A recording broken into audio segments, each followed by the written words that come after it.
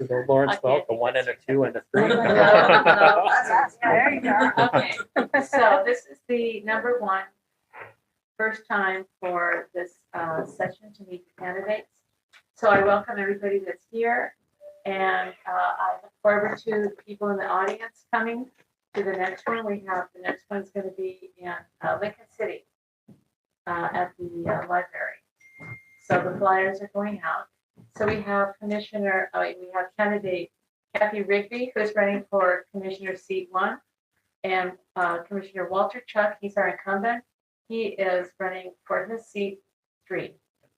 So I will turn it over to them. Sure, go ahead. Okay, I guess I'm first. So my name is Cathie Rigby, and I am running for seat 1 in Lincoln County as a commissioner. So let me tell you a little bit about myself. That's important to know, right, when you're making your decision. So I was born of immigrant parents who moved here from Lima, Peru. They moved to Boston, Massachusetts because of a medical emergency. I grew up in Boston, Massachusetts, loving that coastal community. I consider myself a coastal kid. That community made an impact on me, and it is a part of my story and why I find myself back here in Newport. I'm a wife and a mother of 6 children. I've also fostered 6 kids, and I've welcomed like 35 or so exchange students into my home. So I love children, and education, as you can imagine, is important to me. I mentioned some of these things that are highlights in my life because that is the why for why I'm running for Lincoln County Commissioner. Everything that I do in my life is based on my lived experiences. So I worked in the private sector, had many jobs in the private sector, and I've also worked for over 10 years in public service. I've worked in juvenile probation. I was a truancy probation officer, and I've also been a deputy probation officer. So helping some kids find the right track again. I've also worked for economic development. I've worked for affordable housing and housing development. And I've also now worked with the city of Newport as a grants manager. Not just a grants writer, I'm a grants manager, which means I do grants writing, of course, but most of the time I do a lot of research, finding those grants and finding those opportunities so I can take policies and programs and marry them together to kind of solve the problems that the city may be having. And so that's what I do now in public service. There's a lot about my personal life that I am going to share as I answer these questions. And I do that not because I don't have experience in the public and private realm, but because they inform the reason that I do the things that I do and the reasons that I look to help the community with programs, real solutions to real problems. That's what I've been about. And so I hope that you can support me. I have a campaign revving up, obviously, and March is for momentum, we've decided. So if you visit elect Cathie Rigby, actually it's just cathierigby.com, or elect Cathie Rigby on Facebook, you can find out more information about me and the things that I'm championing. Thank you and welcome tonight. Walter Chuck, I'm current county commissioner. Been in office just a little over a year. So a little bit about myself. I'm a San Francisco native. I moved up to Oregon in early 90s. My wife and I lived out in Mountain Refuge. My daughter was born out there in Kearney County. She was pregnant when she left. We lived in southeastern Oregon southeastern Washington for 3 years, and then we've been out here on the coast since 2002. My kids, we wanted to make sure that they were raised in a good community. We loved Newport, so we made a promise to them that they would spend their whole school life here. And so my kids and myself are a huge benefactor of the supportive, very inclusive community that we've had the privilege to be part of. When I first moved here, I was a stay-at-home dad. I was a professional chef before that. I worked for an ecotourism company for 5 years up in Alaska. And when we came here, we were able to live on one income. So I was able to work in the schools. I was president of the Mouse Factory Board preschool, that for 2 years. So I've been very involved in the community from that aspect. I worked in the schools as a volunteer for both kids. when I was in my son's class. All the mothers loved that, and the teachers, because I was only dad there. And when they did their swim test, they had a dad that could go in there and make sure they weren't tearing the locker room apart. I really enjoyed that part. We did the Backpacks for Kids program for 7-8 years. I was bringing food on Fridays for the kids who went home and did not have enough food, so they had something to eat. My son played football and other sports, so I helped coach that. And my daughter was a ballet dancer for Newport School of Dance, so I was a dance dad for 13 years. So it's a good surprise to Sean Zander. If you all know her, she was very one of the more direct people I've ever met, but she was very impressed that I was able to do my daughter's hair well and paid attention to those details. And so I became one of her favorite people there. And then through that, I did start becoming involved in local fisheries issues as a sport fisherman, and then became a port commissioner in 2011.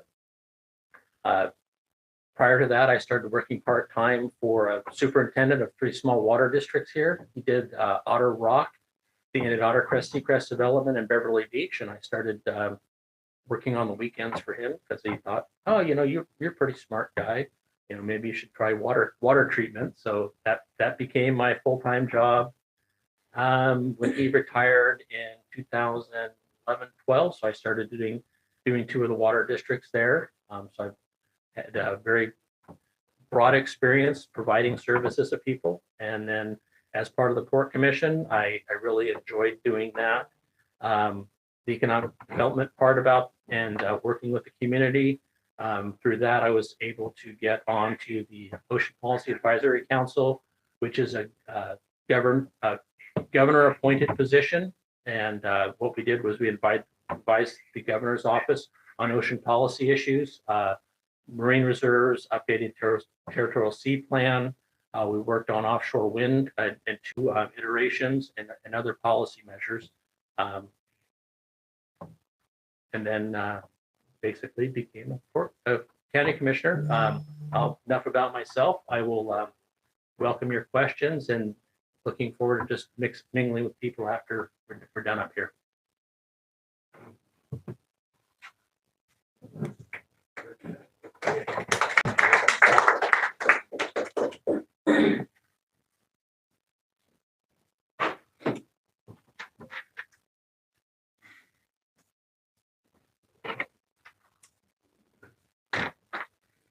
Hello.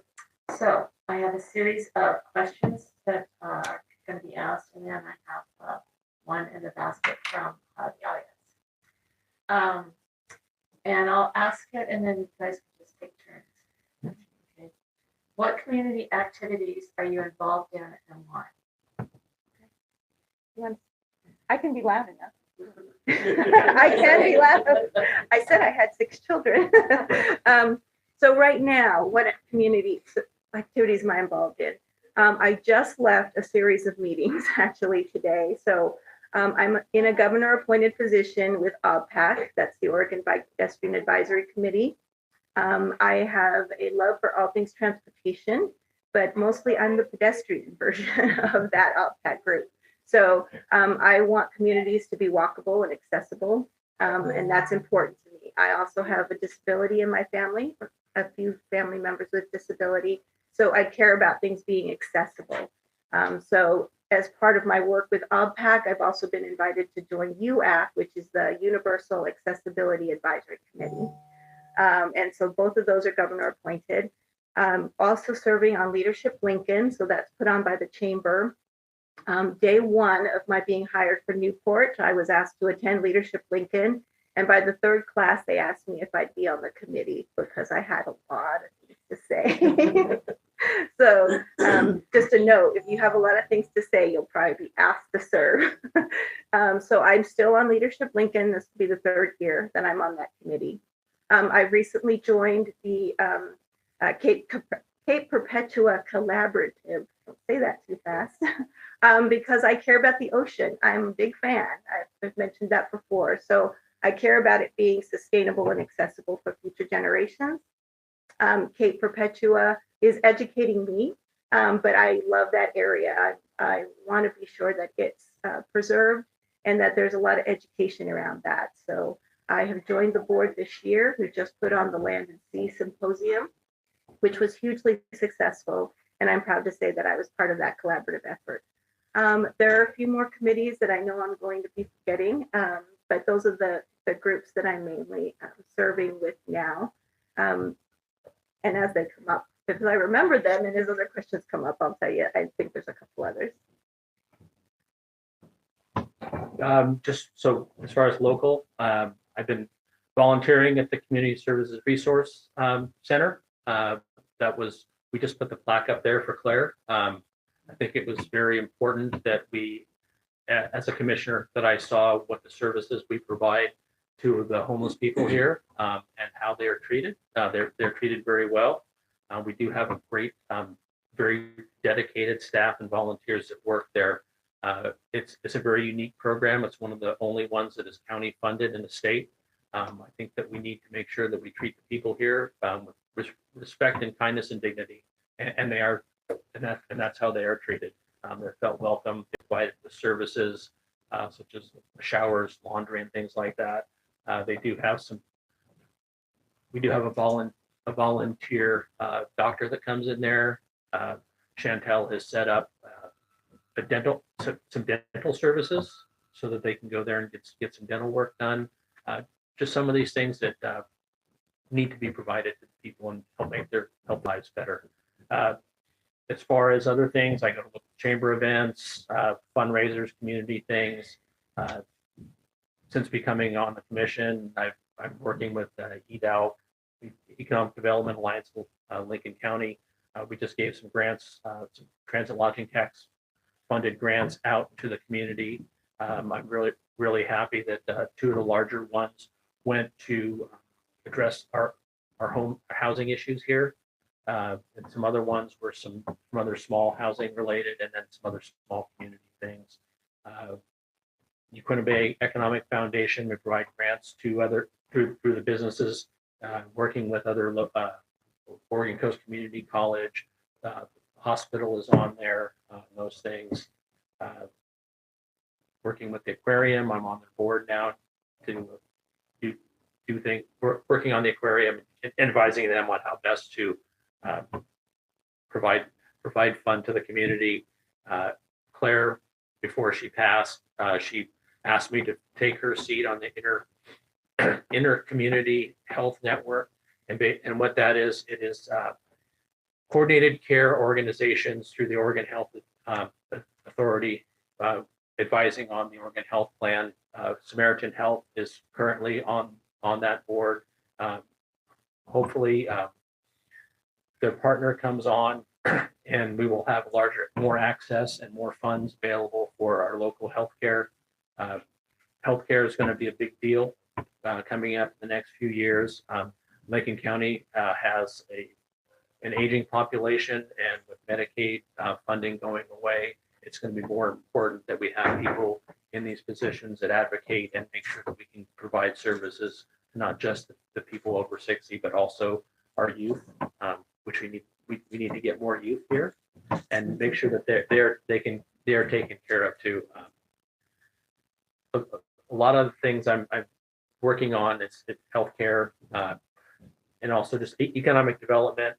One of the things that I see as part of the belonging to these groups is because my kids grew up here, I've seen what a well-supported group of children can do and how they can be highly effective. And we need to make sure that we have a good support system for our kids here, but also we have jobs and businesses that they can come back to and work here, because what we've done is we've exported too many of our kids.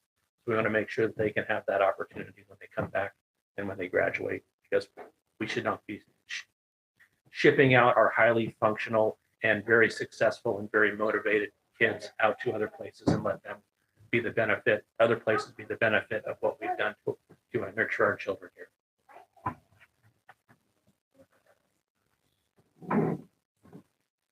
Okay, what is your position on a potential ICE facility in Newport?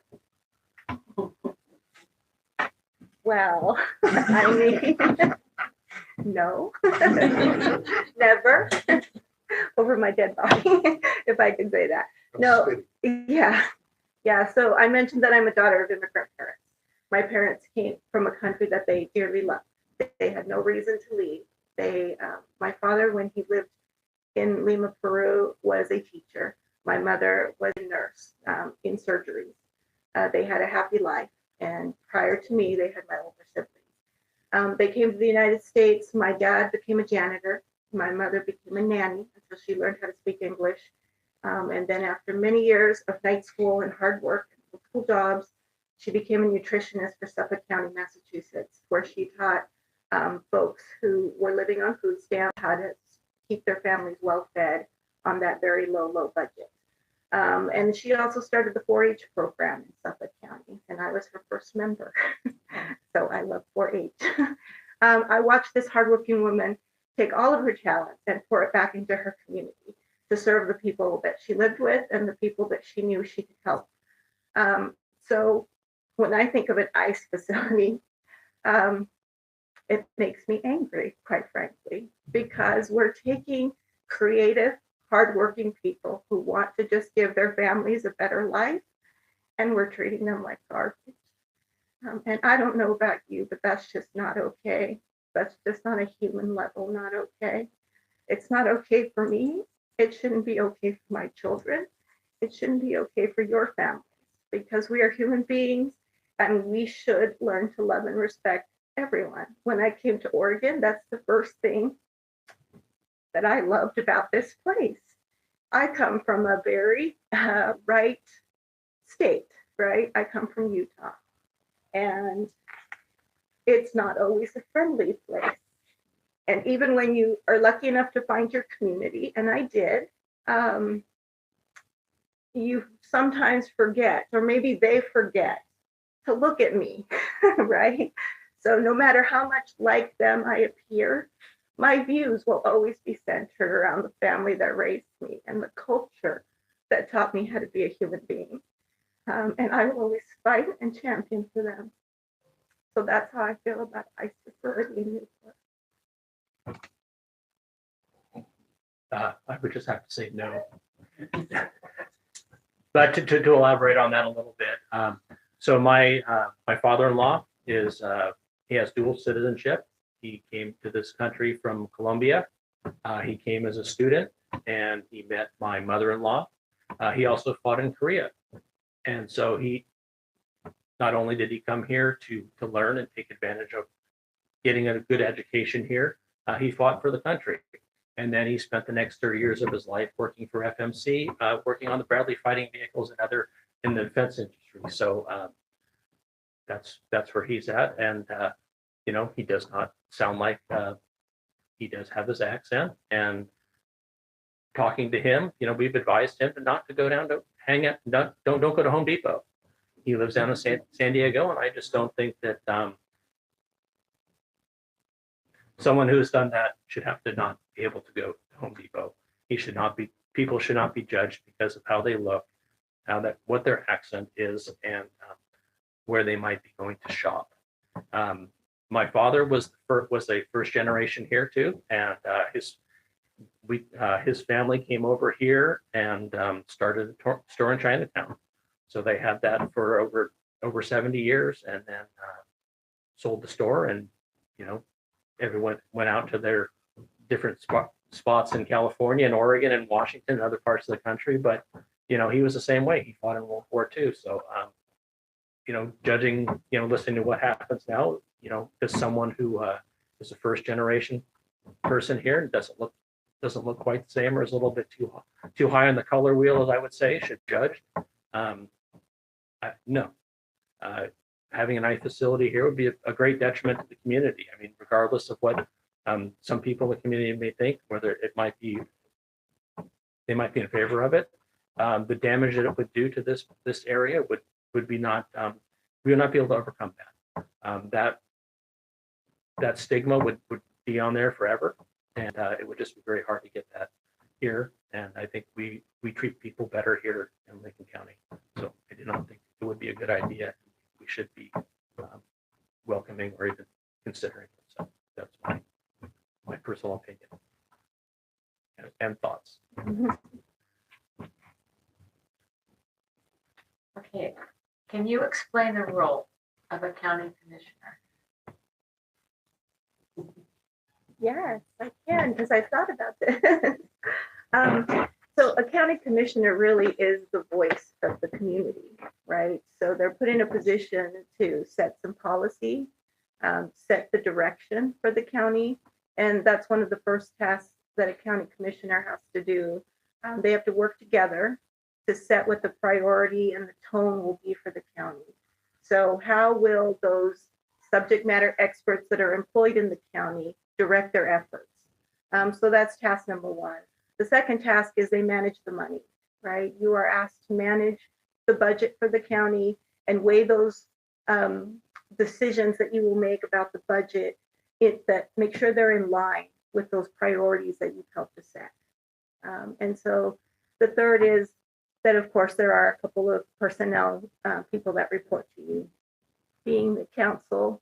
So you have to manage your personnel. You do work directly with department heads. And so you are able to facilitate their work by how you deal with the budget and their needs and concerns. But that's the role of the county commissioner. Really, it's to take the community's voice and put that into action by working together as a board and setting the direction, and then making sure that the finances and the budget align with the direction that you've set for the county. Very good. Thank you, Cathie. Role of the county commissioner. Number one is you have 2 ears and 1 mouth. Part of your job is to listen and to make sure that you're listening well. And then you have to use what your personal experience is and make decisions. One of the first things I did when I got the position was, number one, I got all my HR stuff done. I did not realize how much HR stuff you have to do as a county employee. I sat there and I think 3 hours a day for almost 2 weeks, and I got all that stuff done because one of the things that I was told was that you are going, I hate the term drinking from a fire hose. You're going to have things coming at you from all over the place, and your time is no longer going to be your own. So you need to make sure that you budget that time and you get those priorities out of the way. And you also have to know that you're not, I'm smart enough to know that I don't know everything. I reached out to former Commissioner Hunt back there and other commissioners that I've worked with as being part of local government. The ones that I liked what they did and some that I didn't like what they did, just to see how they dealt with things. You can always learn from someone who's done the job in the past. And one of the things I did is I went to county college that is put on by the Association of Oregon Counties, AOC, that is not being the representative from New York. So one thing I did learn, and this is one of the things that I think is one of the biggest misconceptions, a single commissioner does not have the power to do anything. Okay, our authority is given to us by the people, and that gives us our power. And we only are able to act on that power and use that authority when we act as a cohesive governing board. So if Cathie was a commissioner and she wanted to do something on her own, that's fine, but that she does not speak for the board. She represents the board, but she is not the board. Our greatest ability is our titles as county commissioners. That means that we have a little authority and we can get people to answer the phone when we call them, and that does happen.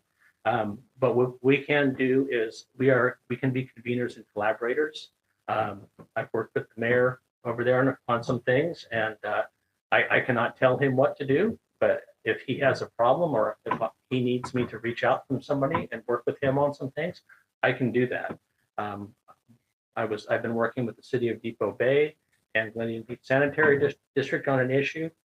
Once again, I cannot tell them what to do, but what I can do is I can talk to the governor's office, talk to state agencies, and bring them together in which they solve their problems. Unfortunately, they did not see eye to eye after they agreed to do a facilitation agreement. someone asked me, said, was that a failure on your part? I said, no.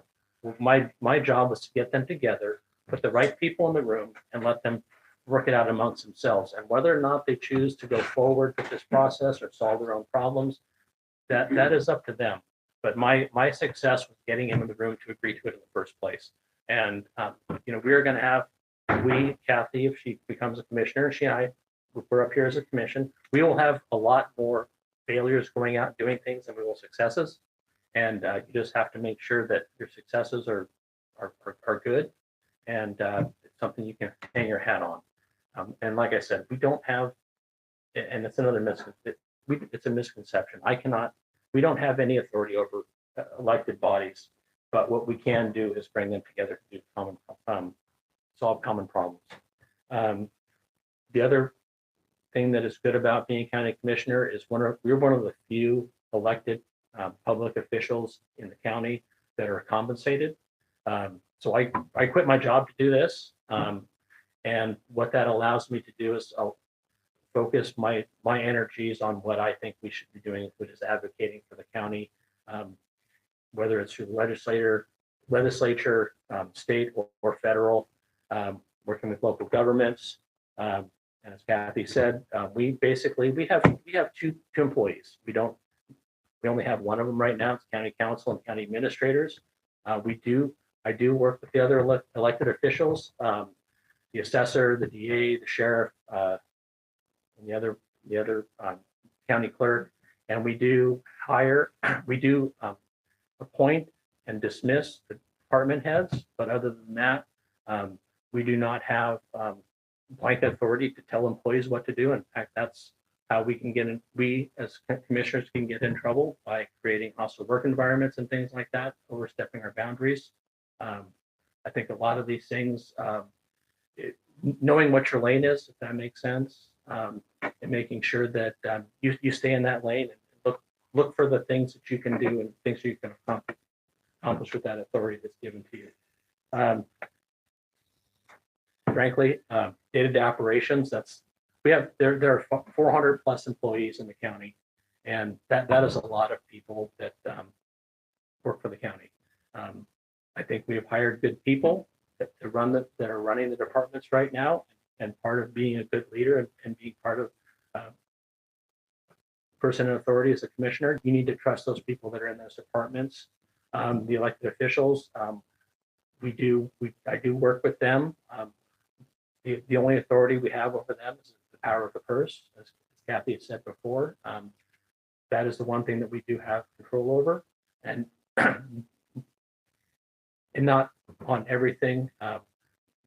Most of the control we have is on normally general fund positions and the general fund. We do have public works. A lot of those that department is his budget is highway funds, which have strings attached. Health and Human Services is our largest department. Much of that department is done with federal and state pass-through money. So they have a lot of say over what they do with that money, because there is strings attached to those dollars.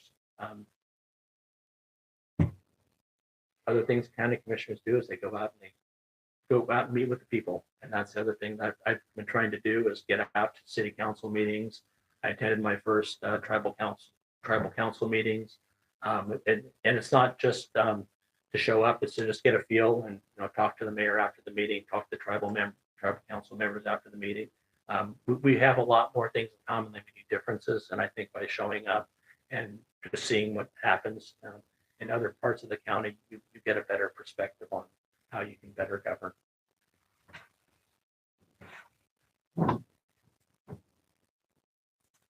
Okay. How will you address the loss of federal and state funding for the county services?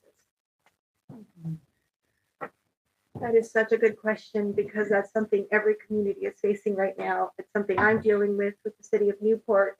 It almost feels like a roller coaster ride some days. We just had FEMA extend, it's called the POP extension, a period of performance, on a significant $13 million grant for the city. As part of managing it, I have to convene people in my department and say, what if?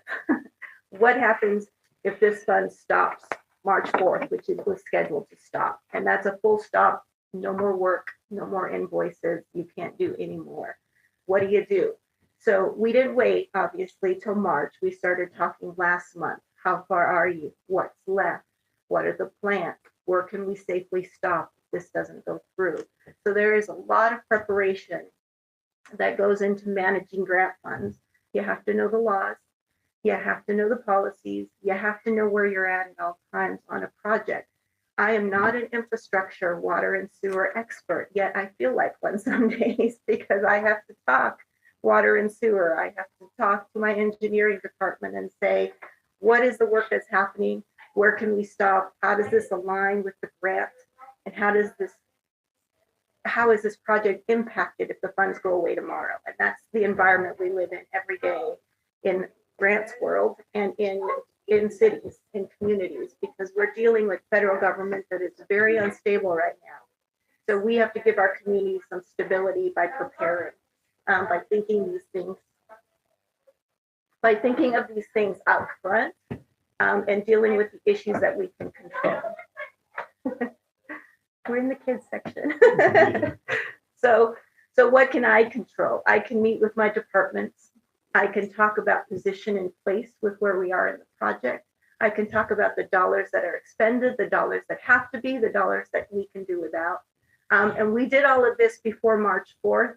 And on March 3rd, we received an email that said, hey, guess what? We extended this a couple more years. And so we were like, phew, all that planning, all that time and effort that was redirected to making sure we would not be left short. And yes, we had plans for if we had to shut down, that would not have left the community burdened, but would have let us meet our goal to a certain point.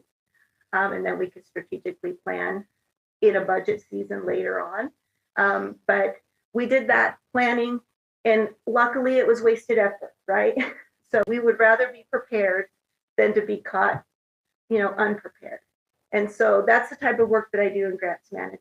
That's the type of work that I think that lens that I can bring to the county, because I am used to dealing with federal grants and the regulations and the craziness that's happening right now in that world.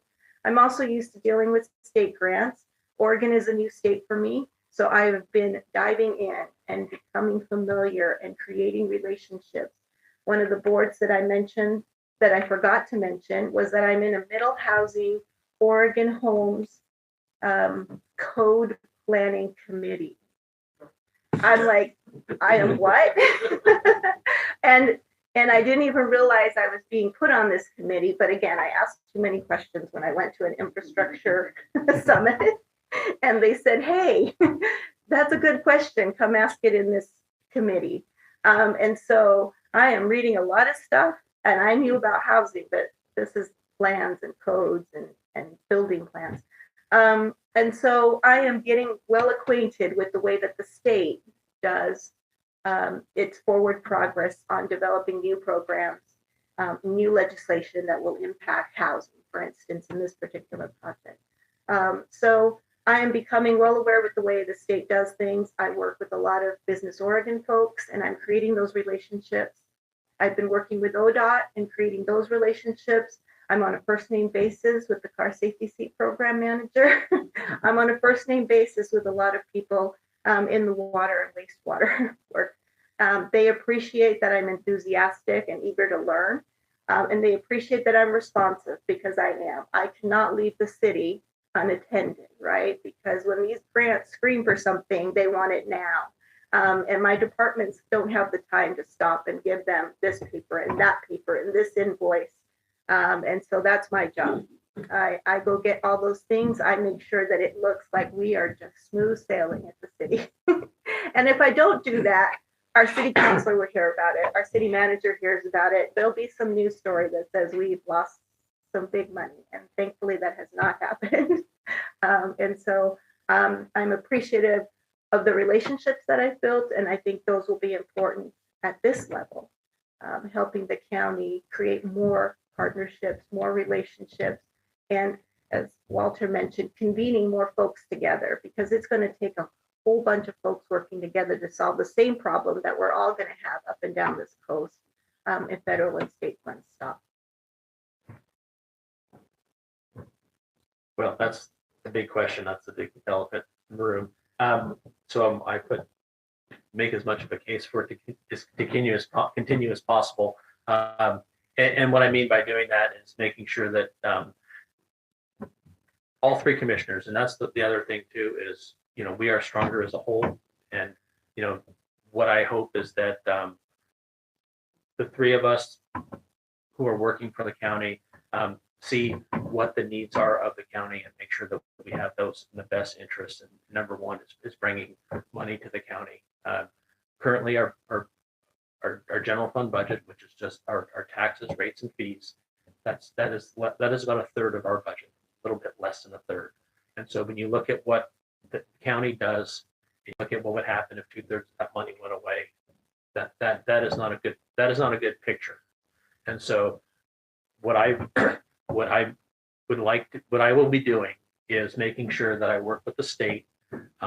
One of the things that the counties have a big issue with the state is passing unfunded mandates to us. We have a whole laundry list of state mandated services that we are supposed to be supplying. The state has been not good about continuing funding these programs and what it takes to provide these services. One of the things with healthcare, I wrote that down, as there was some proposed language in the County Financial Assistance Agreement, which is a contract between OHA and counties to fund mental health and other health services. All the counties did not wish to sign this agreement with the state because there was a provision in there that said that we would provide funds in lieu if there was a shortage, a state shortage. So basically they were asking us to just say, okay, and we are gonna, well, sure, we'll sign it just because it'll make you feel happy. But no, the counties did not sign it. So that's one of the reasons that I decided to spend time working with the Association of Oregon Counties, because regardless of we are the bottom rung of the ladder, but we are also the most important. We provide services to the extent that the state cannot think of. If they had to provide the services to everybody in the state to the level which we did, they would not. Their heads would be swimming, honestly. And as far as federal funding, you know, we have the HR1, where we're going to see the disappearance of Medicaid funds in the year starting in 2028. I've talked with HHS about what they're going to do, and they are looking at all alternatives, you know, all such as reducing staff, reducing services, a little bit of both. It's not looking, you know, it's a very serious thing. It's not looking good. We will probably have to do some internal looking at the county to where some of these services are vital that we need to provide, that we might have to look at taking general fund monies from other departments. And that is where the hard decisions are going to have to be made, where myself, whoever, say the next three commissioners that are in that office next year, there's going to be some decisions made, and you know, there's going to be some unpopular ones. When I got into the office, I saw what was going on with the budget and saw these potential shortfalls, and I reached out to the couple of commissioners that were here in 2008, and that was when the county had to basically let go of 30% of the employees. And they said, what did you? I said, what did you do? And he said, we had to continue to provide services, but also deal with our shortages and address them as much as possible, but also doing it with compassion and making the wisest decisions as possible. So that's something that myself, or maybe the other three, will have to do. But that's what we're looking at as far as federal federal shortages. It's not looking great going forward with the state either. So, you know, those are some internal discussions with budgets and things like that. We're going to have to make sure that we make those decisions in as compassionate manner as possible, but also make sure that we advocate for state and federal funds. One thing I've learned is that I know we live in a liberal county, but that is taken for granted when the monies are distributed throughout the state, and the preponderance of those do go to the 7 other counties that have the preponderance of the population. So I've always been an advocate to make sure that the a good proportion of the money, or a fair amount of the money goes to the rural counties, and that is because the money here can be spent. $1 million can be better spent, or it's a lot. You get more bang for your buck out here than you do in the Portland or in the Metro District, and that because we live in a beautiful place, a lot of infrastructure and needs here are stressed by other people, by people coming here to come see our beautiful place. And so that's how I advocate it. And that's how I'll continue to advocate for the state and federal funds to make sure they come here.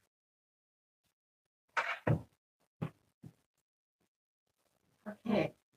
Do you support the short-term rental license program? And would you make changes? Oh boy, that's a touchy subject for some people.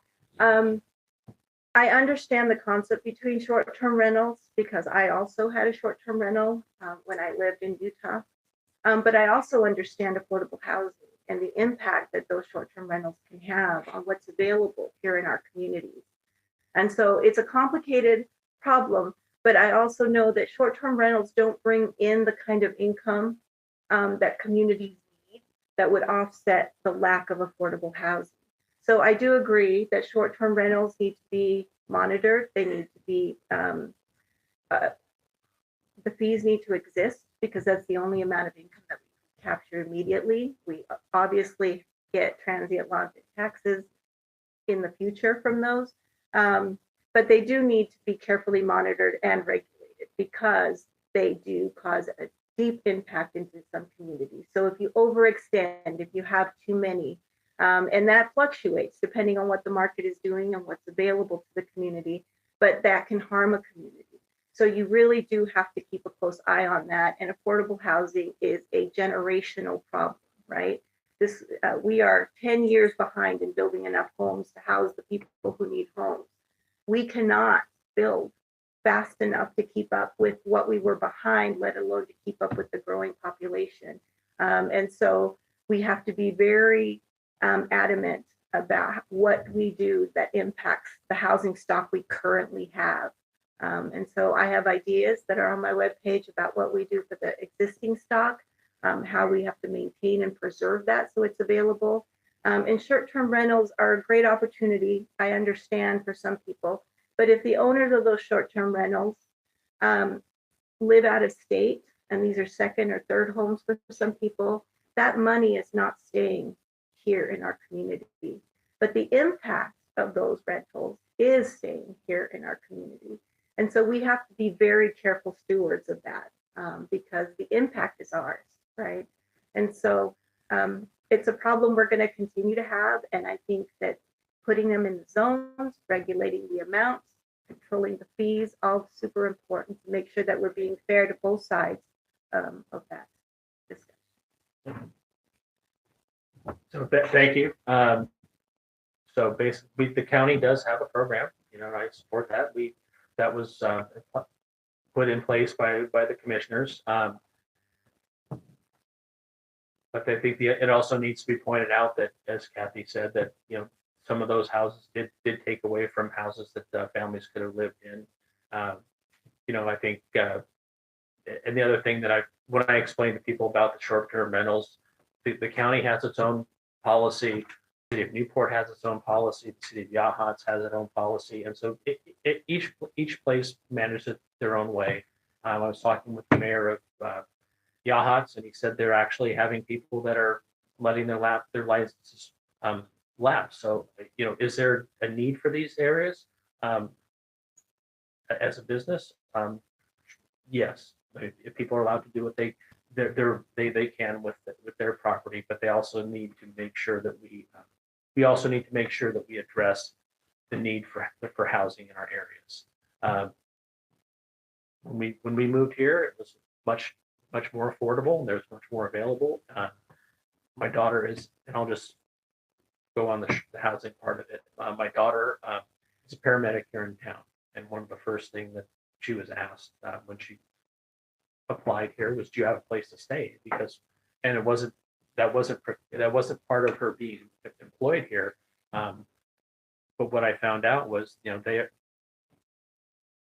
third of her people that she works with at Pac West they can't live here. They can afford to live here, and so they rented. A few of them had rented an apartment, so there was 4 living there, so they could have a place to live. And so I think that addressing the housing needs that way is part of short-term rental. We do get tax funds from it, and so the cities have been able to address some issues. Hopefully, the legislation that is in the House right now gets passed, so more of those funds can be used. So places like Yachats can, if they want another deputy down there during the tourist season, they can do that. If Depot Bay wants to work on their wastewater treatment plant, they can do that. City of Newport wants to do more economic development, they're allowed to do those things. So they do serve a purpose. We do get income from them, and we just need to be able to make sure that these businesses that are have taken up some of our affordable housing. I broke my own rule. Sorry about that.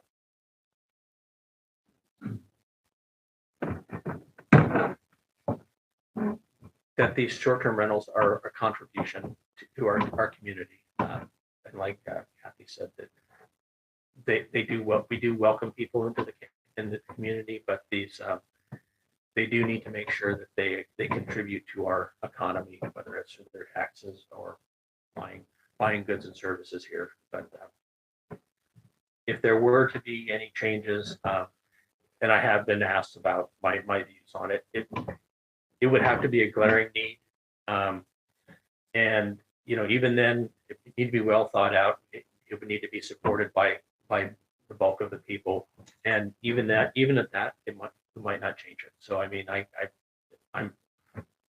think we're doing well what we are. I don't think we need to change it, but it is something that's on everybody's mind. I want to add just something to that. I just had a thought, because part of the short-term rental that I had was that I was owner occupied. So if you live on the property and you stay on the property and you rent like rooms, I think that's a workable model, and that's a nice compromise into the future. We have a lot of seniors who have available space, and if a senior wants to support their ability to stay in that home, we should be supporting that. There are programs that allow for them to safely find a roommate, let's say, a tenant to rent from them.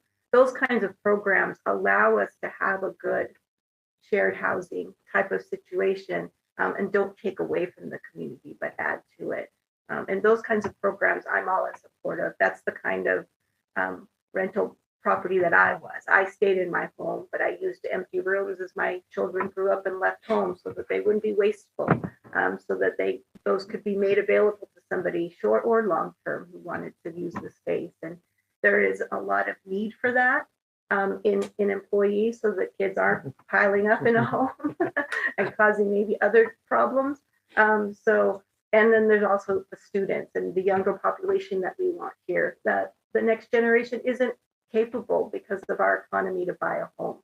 But I'm sure they would love to rent a room in their home, and they would be great roommates, and they would work in this community, and that would add vibrancy to the community. So I would suggest to the county that we pursue a different way to look at that problem.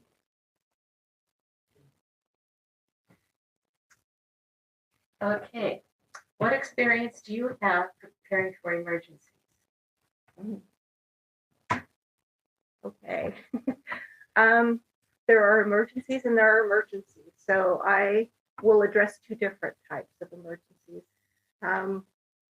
First, let's deal with where we live, right? Cascadia zone is a new word I learned moving out here, but not a lot different than living on the Wasatch Fault from where I came from. So I thought I could get rid of my 48-hour kits and my water barrel and my go backpack, right? But those things are equally important here in a little different way. So we need to be prepared for where we live. I lost the meniscus in my knees because I'm an avid beach walker, And I thought, gosh, you have to be really strong to live here in Oregon. Everything is trying to kill you out here. The water's trying to kill us with those sneaker waves. The mountains are trying to kill us with the Cascadia, and our roads. You just have to drive by Beverly Beach and you're like, please let me make it to the other side. So you have to be Oregon strong, right? So we have to be prepared. The community has to be prepared, and I can do that in 2 languages. I can help the community prepare in English and in Spanish. I can make sure that the communities that are often overlooked, but that are in our service a lot of times, also are prepared, because what happens in an emergency, if people are prepared, they're a drain on the system and on the resources. So we have to prepare people, and I'm proud to say that I can do that, not only for myself and my family, because obviously we all want to survive any big catastrophic event, including my knee surgery, but we also want to make sure our neighbors can survive this, right? We have unhoused and we have non-English speaking neighbors, and we have to make sure that they are prepared. And that's a real responsibility and a job to do. And so I would say that's one way. The other way I would say for emergency situations is, out of all of the candidates that you'll see, I've probably been through the most personal emergencies in my life. And I share that only because some people might want to use that against me. And I'll tell you what I mean. So when I was 8 years old, my father drowned. That caused my mom to be a single mother of 5 children and to try and keep us in the community that we loved on her own. And she was able to for a time, working up to 4 jobs. But eventually we did have to move. So we were displaced from our home because the owner of our building was going to sell it for redevelopment. And we were not able to afford anything else in our community. So we left the state. So not only did we lose our community, but we left our entire way of living. I married my high school sweetheart, and we started to raise 4 children together. But by the time my oldest was 7 years old, my husband got hurt in a work-related accident. He received a traumatic brain injury. And what does that mean? He spent 6 months in a coma. He spent 2 years in the hospital. He forgot his children. He lost all of his short-term and long-term memory. We went from having 3 jobs. We had just bought a home. He had just started a business. He worked full-time for the biggest construction company in Utah. And I was going back to school part-time and working part-time. So we lost multiple income streams, and we had none. And my life turned upside down. So I faced a time where I had major emergencies happening on all levels. It impacted my family. It impacted my finances. It impacted my ability to work, because I was able to go and stay with him every day at the hospital while he fought for his life every day for 2 years, and then go to my children at night.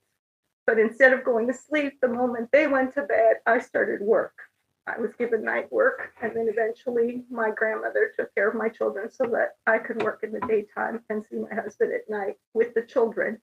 The hospital let us move in. We lost our home, we lost our car, we lost everything, and I had to build back. So I also know how to face personal emergencies and build back.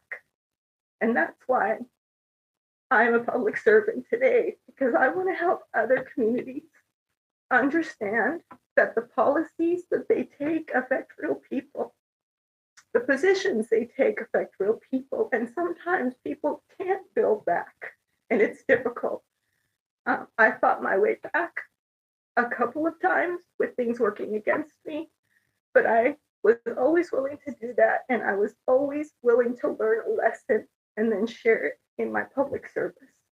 I create programs, and those programs have generally helped families like mine. I now started a nonprofit called Beacon of Hope for traumatic brain injury families. The first family I was able to help was here in Newport. Somebody fell that lived on the top of Sorellas. They lived on the 2nd floor there.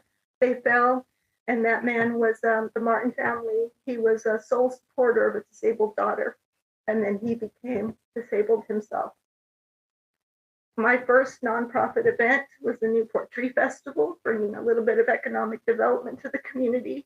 I used the funds I raised to help that family, and I will continue to raise funds to help other families like mine overcome the financial challenges that they face.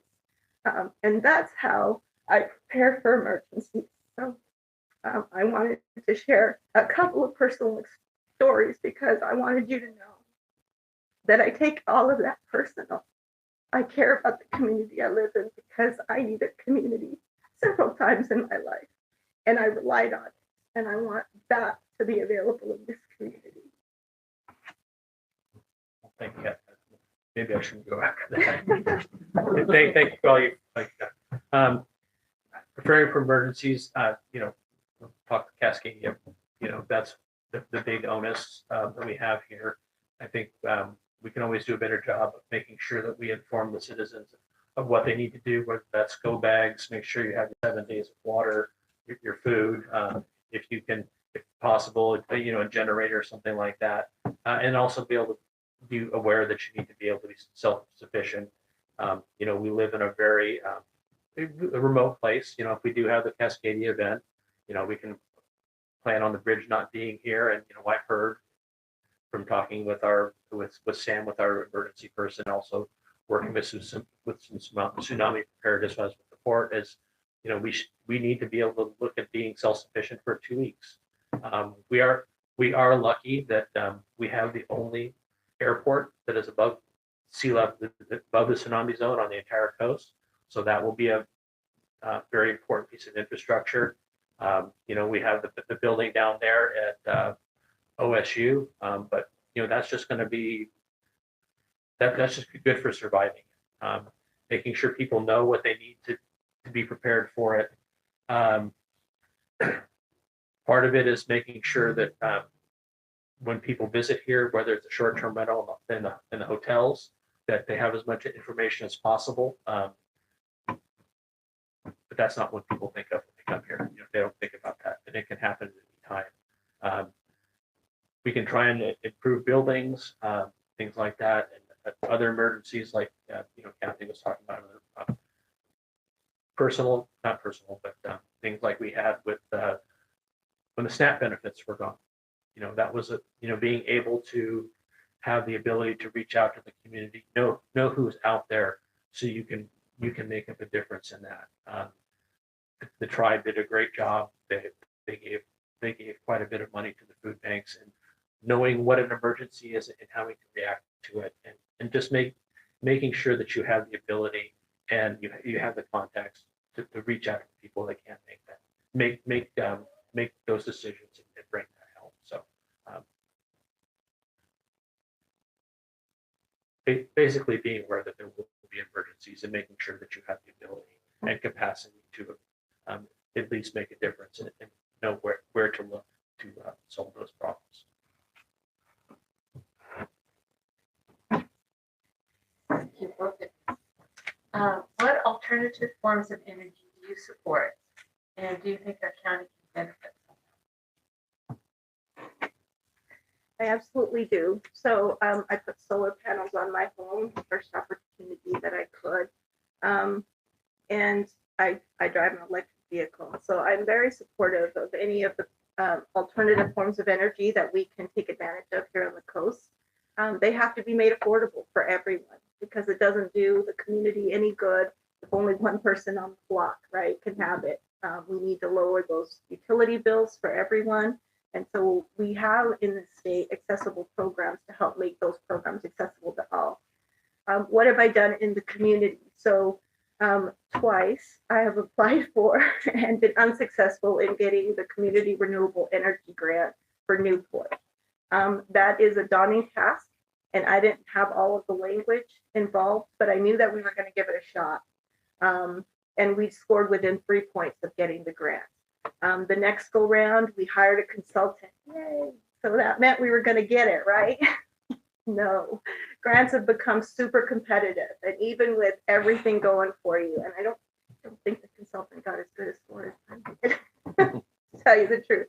But we made a couple of efforts at it. We will keep making efforts at it because it's important to this community, not just for the individual homeowner to get those programs that and are available, but the community has to do that because we have to prepare for the big emergencies, right? And so when everything else breaks down, we have to be sure that the community has somewhere to go and some resources to get. So the cities and the county are all making big efforts to be prepared. So we've expanded Connex boxes across the city. We've got those emergency supplies. We work with all of our community partners to make sure that training is there and available. I think everybody in this counter knows Dell and is prepared, not scared. The CERT effort that's currently happening is a fantastic way to get individuals prepared on a case-by-case basis, right? The community wants to know more. We want to be sure that information gets out. We have that information on our website. So we make the information available.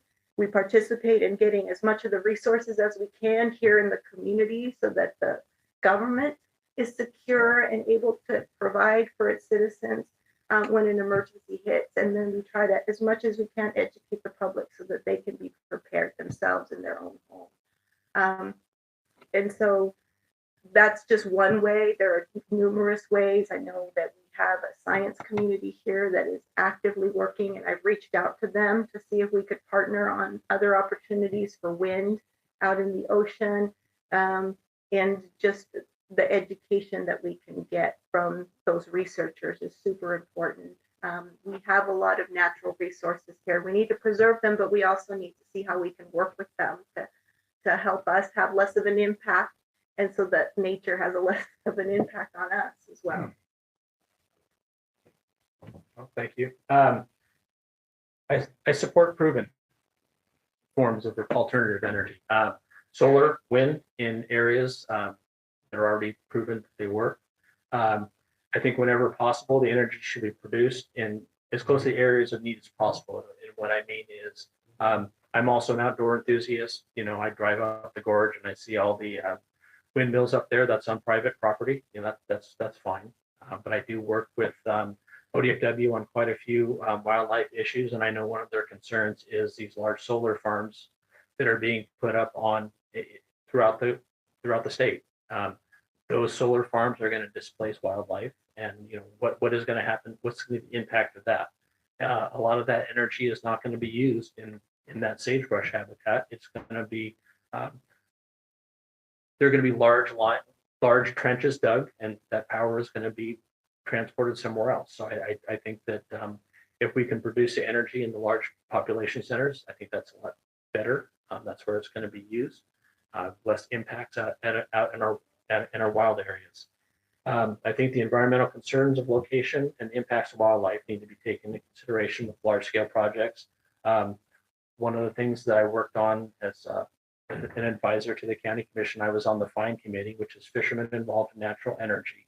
That was set up by Terry Thompson back when the state and I forget the name of the actual FERC, Federal Energy Regulatory Committee. They were putting up leases off of the Oregon coast, and Terry had the idea of maybe we should just buy the lease. The county should buy the lease. Well, he found out that wasn't going to be possible. So what he did was he convened a bunch of local fishermen, commercial and recreational and charter fishermen, to basically work with any people that were going to be coming here. They met us an advisory body, and that any renewable energy would have to be advised by local people who knew the area and could advise them best on how not just to place these things so they would not impact wildlife, the industry, already industry that was there, whether it's crabbing, commercial fishing, or recreational fishing. That went really well. You know, we started working very close with OSU with their engineering program. Katie Jacobson, back when she was a young Sea Grant person, she's the one that ran these meetings. One of the reasons that they were so successful was we had pie there, and the chief realized that was the best way to get people to show up was to feed them. We did also advise the county on the rain reserve process, but where I was able to see firsthand the need to make sure this is done responsibly was the Finnevera buoy. I don't know if people lived here back then, but that was early mid 2000s. Finnevera came out here. They put a buoy out in front of, I think, in front of the Shiloh Inn, just south of Equina Head, in about 110 feet of water, which was not a good idea on their part. They went out there, they put the buoy in, they got it going, and it was doing fine. But about 3 or 4 days in, they were going to have all their investors out there, and someone who has been watching it said, "Hey, it doesn't look right." And they went out that afternoon and toured the investors out there, and it did not look good. And they hurried them back into shore, and that night it sank.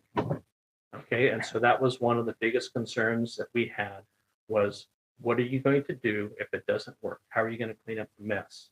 And the reason I said it was 100 feet was a big deal. They were not allowed to just have normal divers go down there. They had to have a special divers. It took much more time. It was very expensive. And so we ended up naming it, it was no longer the Finnevera buoy. It was Bob, which meant buoy on bottom. And if you want to go, if you want to, it's funny, but it's one of those things is, renewable energy is great, but at what cost to the environment? They are actually using that. The employees at the Port of Toledo were actually using that. And they had a fire pit in there, and they were going in there when it was raining. They had a fire, and that's where they would hide. And that was my first experience with that. Going forward, we started working with the engineering program at OSU. What happened was some of the engineering students and some of the companies were wanting to do things here.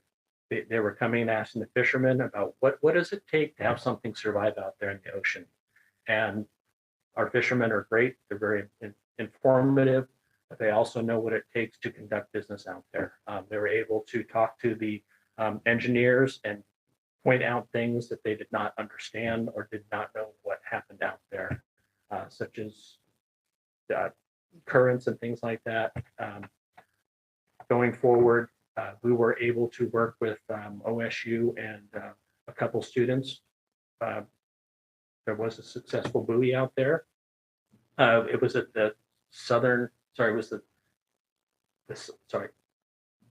at a site we picked for them out north of Equina Head, and that was called the North Energy Test Site. And it was out there for 3 weeks. It was actually a really great experiment.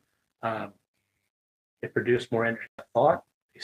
OSU still has the only successful wave energy device that has ever been deployed off the coast of Oregon. But what they did find out, it was a very good educational time to show people that, yes, this is what it's going to look like. Because everybody's always concerned about is it going to ruin my view shed?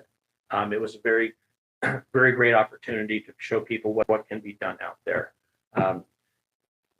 Fast forward, the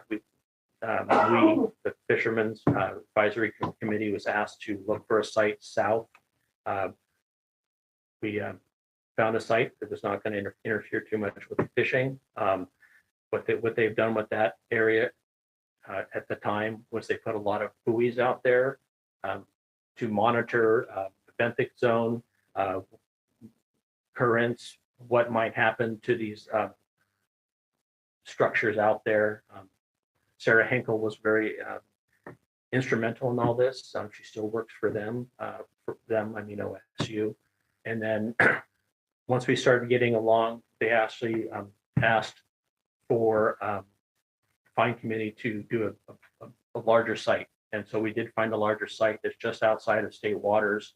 It's about 3.5 miles off of South Jetty. That is what it is then called Pac Wave. It is now called the Pac Wave site. The Pac Wave site. Before it was PMAC.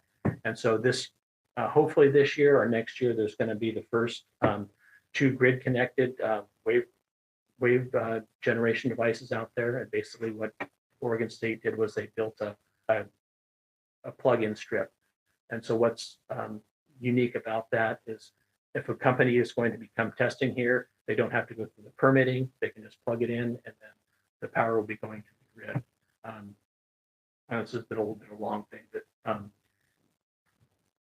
the fishermen and people who do business and do things out on the ocean, whether they're recreations or whatever, shipping, those uses are already there. We need to make sure that what goes out there works. And that was the whole thing about working with the fine committee was if you want to get buy-in, show that it works and that it's not just going to be taking up a bunch of space, because if we put something offshore and it does not work and it fails, basically that part of the ocean is condemned. We cannot fish over it anymore, and it takes a productive piece of ocean out of use that is already being used by other users. I was as part of OPAC, and I was also on the BOEM committee with all the offshore, the most current offshore wind development, and it was not good. I participated as a port commissioner. We did not want to be construed as just saying, no, we don't like renewable energy. Our whole thing was show us it works and make sure that what goes out there makes sense, and that it's going to pay for itself. The amount of money that was being spent on these programs was outrageous. And the fact that local officials and ocean users were not going to be allowed to have first say about what goes out there. Basically, what was going to happen was BOEM, Bureau of Ocean Energy Management, was going to draw, this is where it's going to go, and then it's going to be a free-for-all to see who deserves to be there most. And we did not see that as fair. The process was not good. It was top-down. As a public official, I was participating, and members of the public were not allowed to be at the table because it was a federal process. You had to be an elected official. And the governor's office, state agencies were there. They had no say. They were just there to provide input. So I'm sorry for rambling, but I'm a fully supportive renewable energy, but it needs to be presented in a way and put in a place in a manner in which it works and is also environmental friendly. So I've always said, don't take my skepticism as a no, but we also need to make sure that we are stewards of the planet. And renewable is great, but we need to make sure that the cost of putting it in there does not outweigh the benefit of that renewable source. I want to offer that I can bring pie too.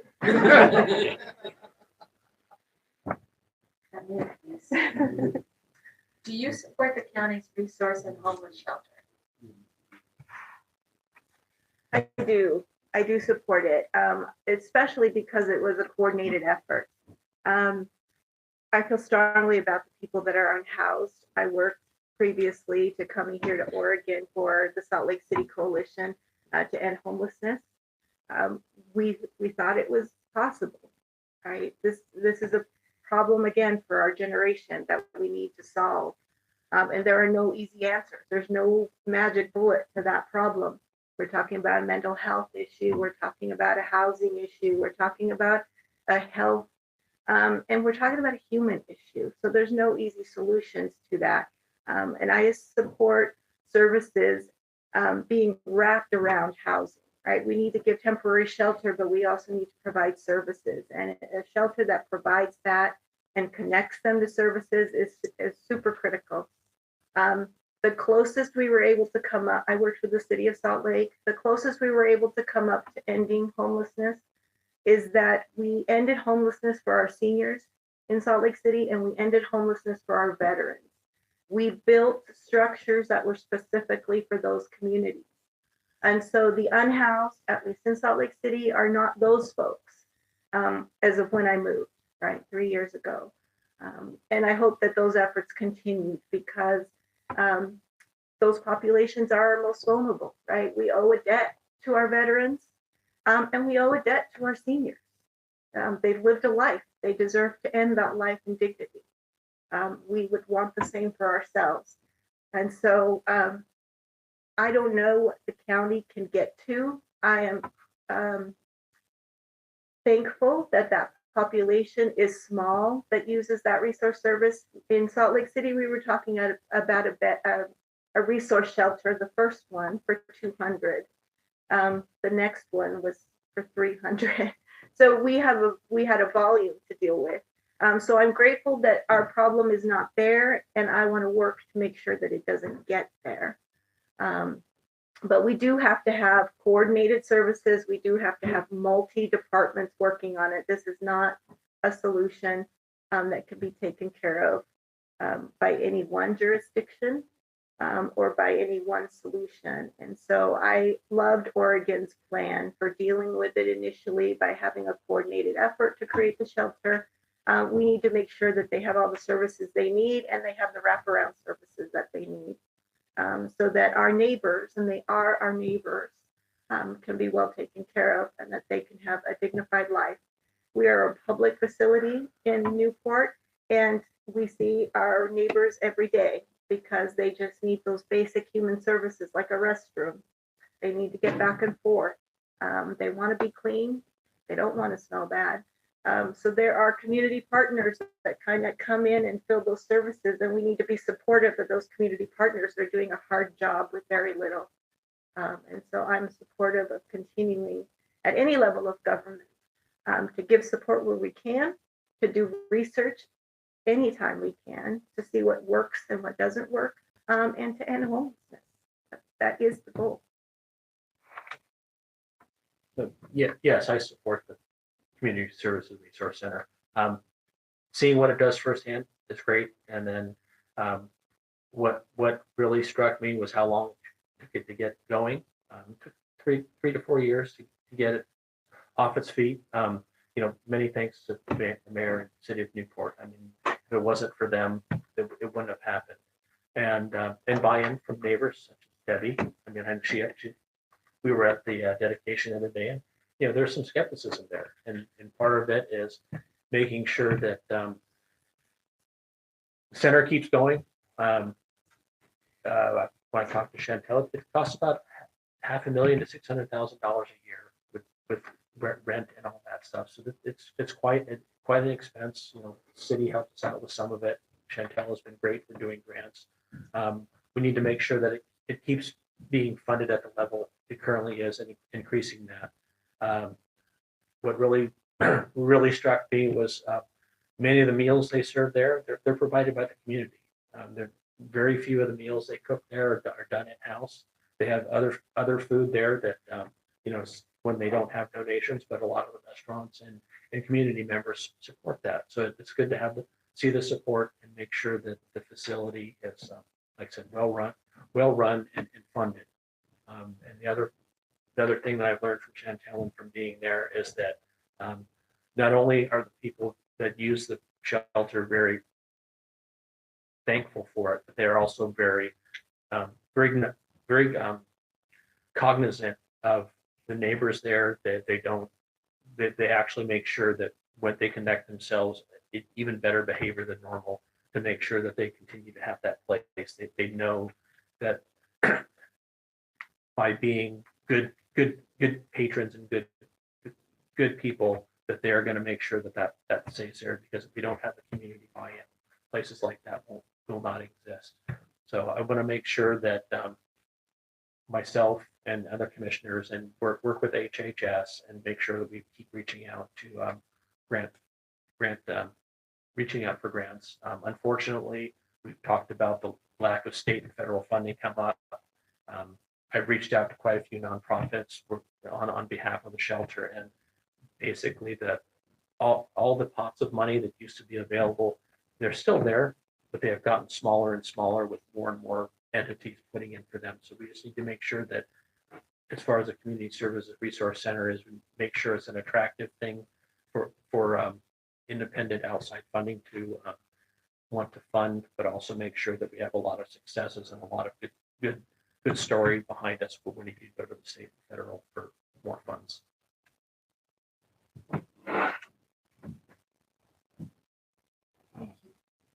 What will you do to support affordable housing? to go first? I'll go But first. that's I'll take it. okay. I got a lengthy answer. Well, I'll just say this was one of the questions I got when we were when I was interviewing for the position. Affordable housing, it's a hard thing to track. I've had members of the community say, well, do you think the county should buy property and buy houses? And I said that is not our best use of funds. I think the county does a great job of convening things and working with cities and working with nonprofits. That being a landlord is a really hard thing. What we can do is work with cities, with county properties. We can work with nonprofits such as Habitat for Humanity and other things, and other entities that wish to build affordable housing, whether that's working with them to tax incentives, or whether or not permitting and things like that. We can make that a lot easier.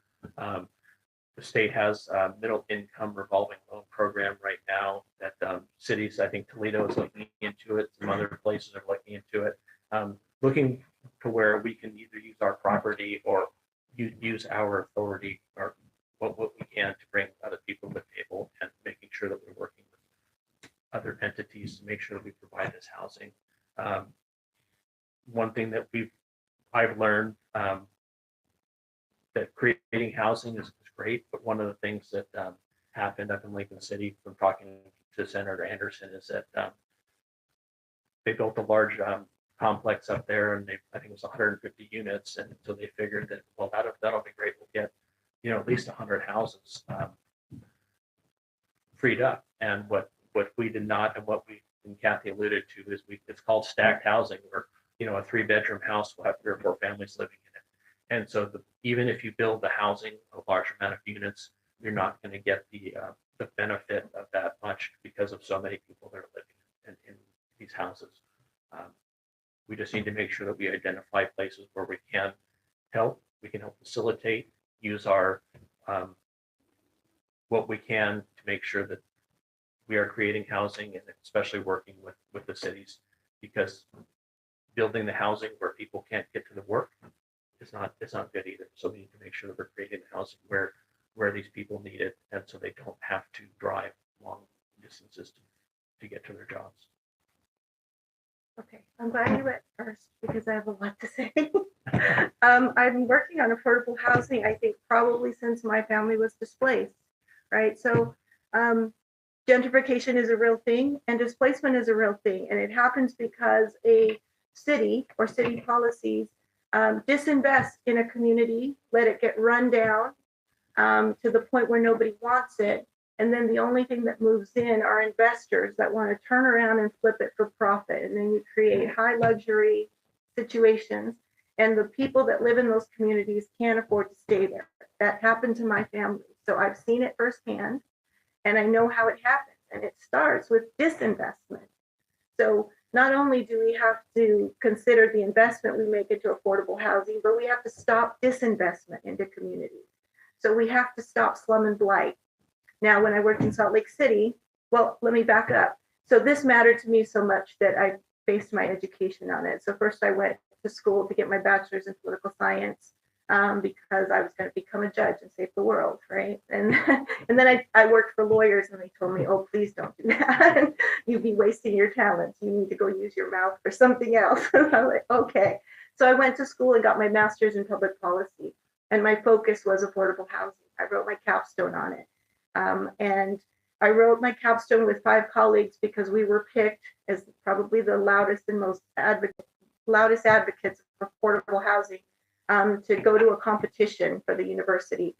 Our college had won 5 years in a row. We were supposed to defend our title, and then COVID happened. We couldn't defend our title. So the college allowed us to write our paper anyways, get judged by a community of builders and real estate agents and other policy folks. And if we scored a winning score, which would have won in the competition that we didn't get to go to, we would have been allowed to let that paper stand because we had to defend it, let it stand as a capstone project. So the 5 of us got the capstone project. So we got to graduate and we got an extra bonus when the state cited our paper when it discussed affordable housing in Utah. It also helped it create a housing trust fund, which the state set up. Now, I know lots of states are doing things like that. Oregon is trying to catch up to what a lot of states are doing, and Oregon's trying to lead out what a lot of, to teach other communities what works here that we can do. Affordable housing is super important, but are there some smaller things that we can do that don't have to do with building? And that's why I'm very passionate about it, because we're overlooking the small stuff. Transportation. When Walter talks about building where transportation exists, sure, that's easy for big communities that have a light rail, right? But what do we do out here? The county is in a good position to talk about transportation. First of all, let's put the bus signs so that people know where to catch a bus, right? Let's let our community understand where they can get the transportation, and then let's have more routes so that people can get to work. I know where the bus routes are. There's one up a hill from my home, and I can't even take it so that I can arrive to work down the street on time, right? That's not a workable transportation plan. So we have to make transportation work so that people can use it. What does that have to do with affordable housing? Well, if people don't get to their jobs on time, they can't afford to live somewhere, right? We need them to make good incomes. The other things we can do is preserve housing stock. I mentioned this before. But we have to have rules around the short-term rentals, and people that violate those rules lose the right to have the short-term rental. So if they are out of state and they're creating a party home, 3 citations and you're done. That is now a rental for the community, right? We don't need to have that much of a tolerance for people who violate the rules, but we have to have those rules in the first place. We have to have those codes in place, and we have to make sure that we protect the communities from abuses from landlords that don't care about the community. We also have to infill. I discussed this a little bit. There's things we can do with shared housing. Utah is now building the kinds of homes that our kids can afford, right? So you can afford to build a house with a builder who invests in affordable housing. You take the first unit that's a 1-bedroom, 1-bathroom, and they build additional units for you that you can rent out. So we now have what Latino families have done forever, which is do shared housing. When I was a kid, I used to get teased because I lived with my grandma and my uncle and my aunt and my cousins, and we all grew up in one home. And you've all heard the jokes about minority families who all live in one home. Well, guess what? That's an affordable housing solution. Minority communities have been doing that for centuries, right? The family that lives together stays together, and they contribute together. And we ought to be promoting that, and we ought to be supporting programs that allow that to happen, because who ends up homeless are seniors. I had a mother who, after all of her years of service and dedication, died penniless. She had nowhere to live. She moved in with her children, and her grandchildren were her caretakers. And she lived a fulfilled life, and in the end, she died with her family. We owe that to the seniors. And if they don't have a family, we need to find them a family to join, right? So there are small steps that we can make that all equal affordable housing without a dime being spent on building. We need to keep building. I don't ever want to stop building because we can't catch up, as I mentioned before. But there are a lot of other little things that we can do in a community to help with affordable housing. I have been trying to advocate for the city of Newport to get CDBG funding. That's Community Development Block Grant funding. That is so impactful for creating the kind of programs that align with policies. Well, the state has said we're not poor enough in Newport. That is so frustrating. We know we have low income population, but we are not at that threshold to get the funding. But guess who is? The county. It is no surprise that I want to work at the county level, even though I make more with the city, and I love my job at the city, because I want to work on housing. We need to solve this problem. For your kids, for my kids, I now have grandkids. I want my grandkids to live where I live. I want them to be able to do that in their future. My kids right now, thank God, are homeowners, but that was a hard road.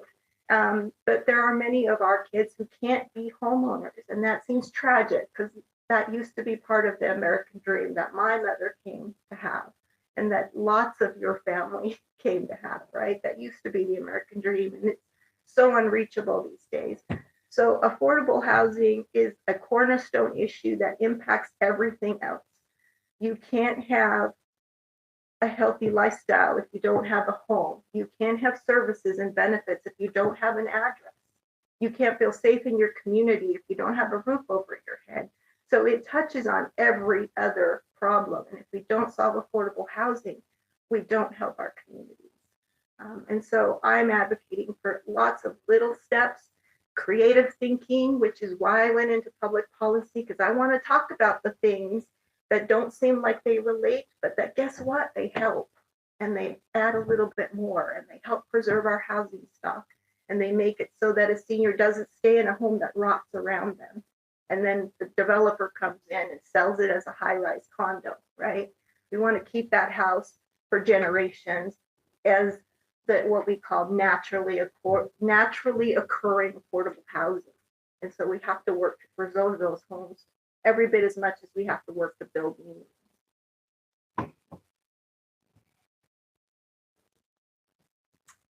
So this is our last question. We have 10 minutes, so 5 minutes each.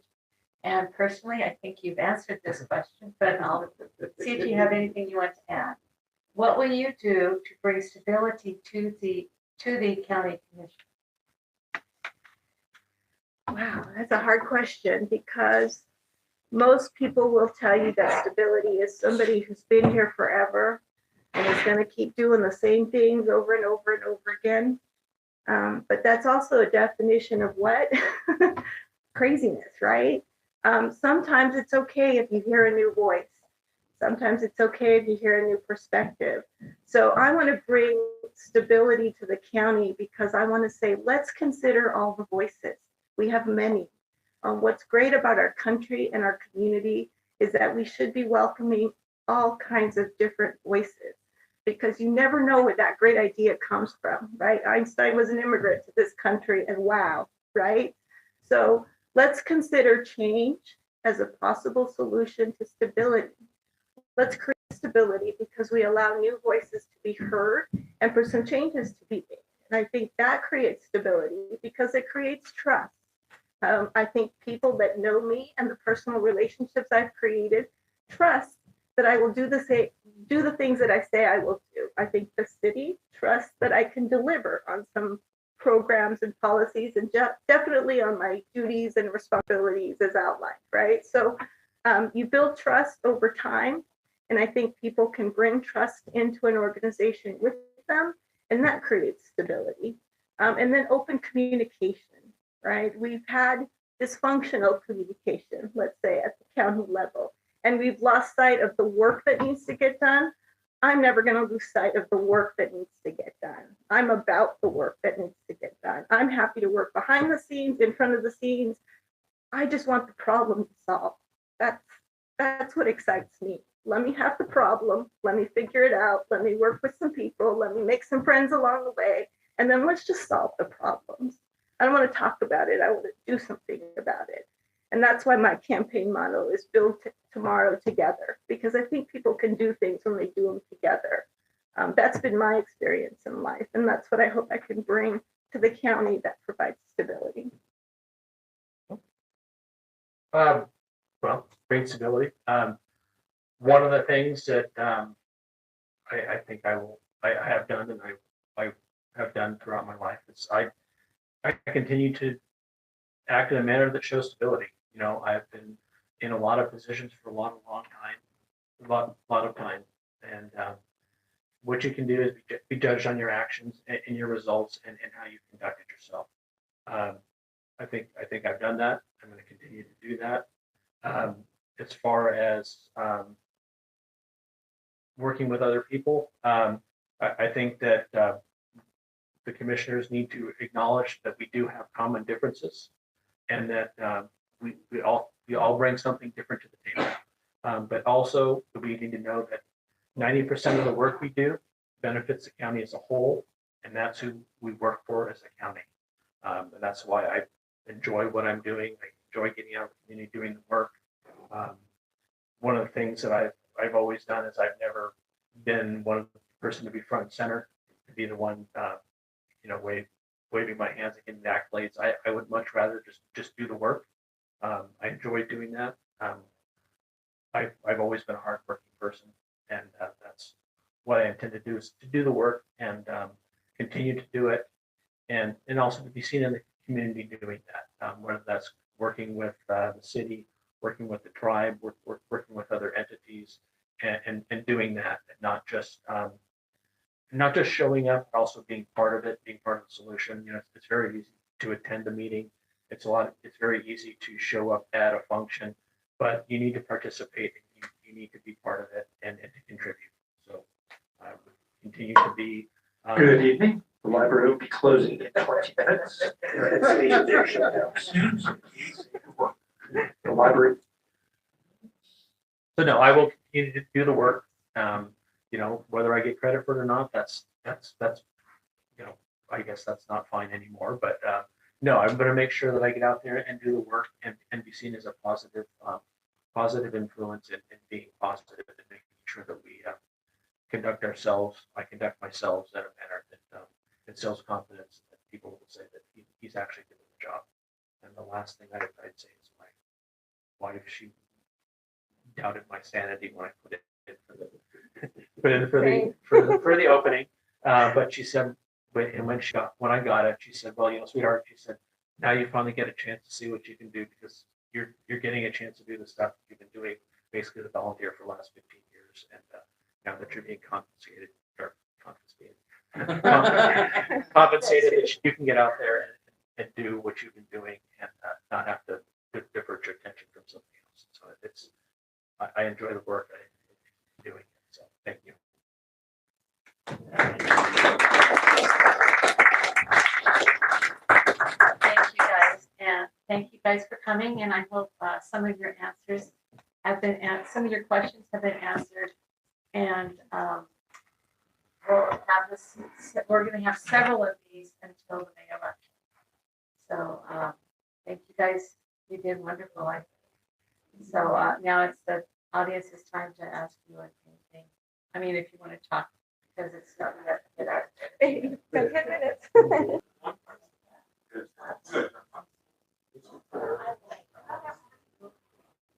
Well, folks, that was very informative. Lots of interesting topics discussed. I feel that we got to know the candidate, Cathie Rigby, much better, and to see where she's coming from when she could possibly be representing you. Anyway, guys, AJ, Rebel with the Cause. I'll catch you on the next one.